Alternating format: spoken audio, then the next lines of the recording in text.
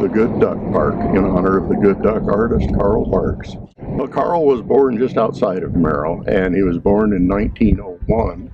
And he became one of the most famous comic artists in the world. Still is one of the most famous in the world.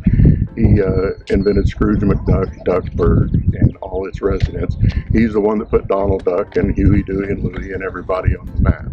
And this is where he grew up. He grew up looking at the river. He grew up living in Merrill until he was about 12 years old, and then he went on to become one of the most famous Disney artists of all. It's probably been 2 years. The city of Merrill owned this, and it was kind of an eyesore, so we started by getting some money from the Klamath County Commissioners. Were very generous to us, and we put in the sidewalk and the sprinkler system, and then John stepped in and saw what we were doing, and Fish and Wildlife has been very, very generous to us as far as the planting and everything. We met at a World Klamath Connects meeting here in town, and I asked if there was any way that the refuge could help out in town, and Greg just decided to show me the project that he was working on. And when I saw it, it was already underway, and it was just perfect for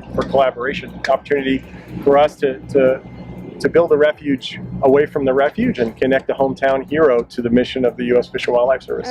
Today, FFA is helping plant plants at this new community park in Merrill. Between the volunteers and the man hours, we're putting in probably over 1,000 hours of work here between contractors, volunteers, and our public works friends and refuge staff.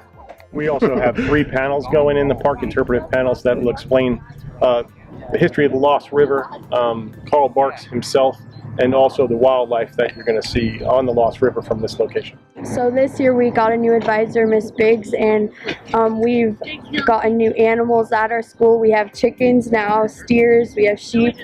She also gave us our first real greenhouse, and we had our first plant sale this year.